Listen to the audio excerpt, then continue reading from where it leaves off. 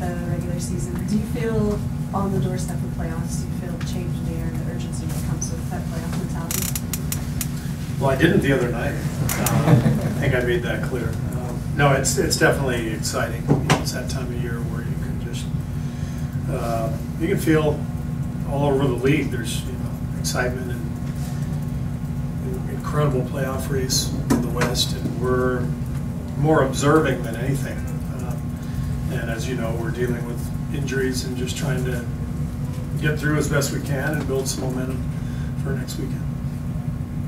Steve, when it comes to the playoffs at the center position, how do you balance the desire to get a good look at Bill and Jones against just the gravity of the playoffs, how it's different and inexperience can be a risk?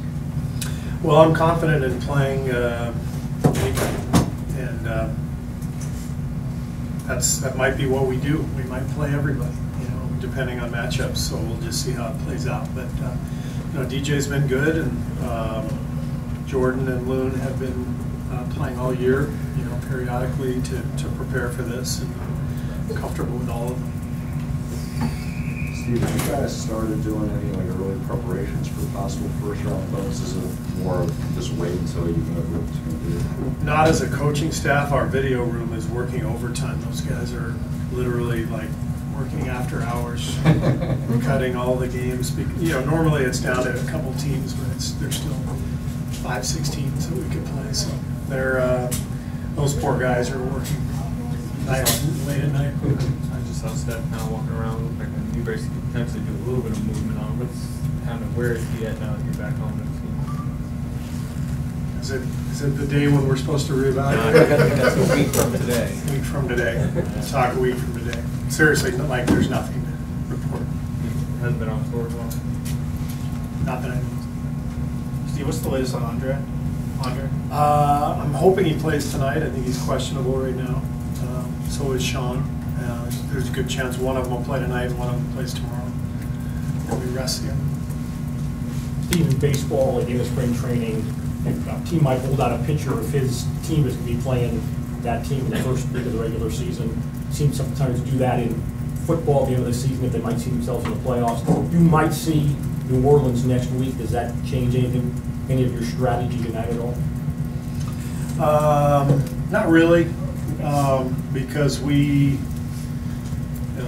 trying to play well and find a little rhythm too going into the playoffs, and we've got a lot of different ways we can play, and we'll probably try several of them tonight. The flip side of your argument is you don't want your argument is you don't want to give anything away, but the flip side is you want to learn some things too. So you kind of have to look at it from both angles. Steve, obviously you were quite bothered by the performance the other night, and it got some reaction. I mean, did you a little bit later, do you back off any of that, or are you still just as adamant that it was a pathetic performance? No, I still believe so.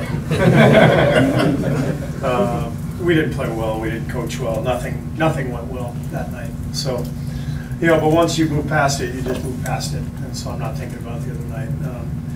I stand by my words, but I'm very confident in our group that we'll play much better tonight. And you might have been asked this before, but to play Damian when you did, was there something you saw from him that you said, okay, time to get him in, or was it just kind of, okay, we need a body out there? He played really well the game before in Oklahoma City, and I kind of generally believe you reward a guy when he plays well, and so we gave him some more minutes. A lot of players have certain superstitions or things that they do heading into the playoffs. As a coach, is there anything that sort of changes or that you specifically do? Sorry to disappoint you. You're going to need a new storyline angle, or you're not going to get anything from me. I don't do anything different.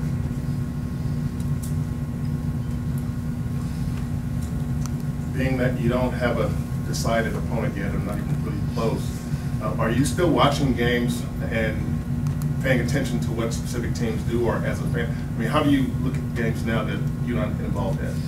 We've got everybody's schedule on our board in the coach's office. We've got standings up. We spend most of our time trying to predict what's going to happen.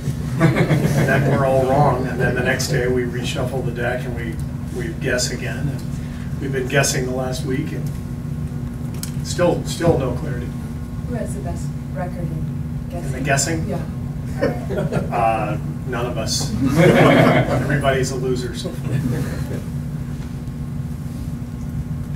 Do you have a starting center right now?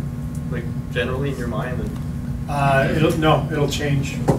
It'll change from one game to the next. Looney's going to start tonight.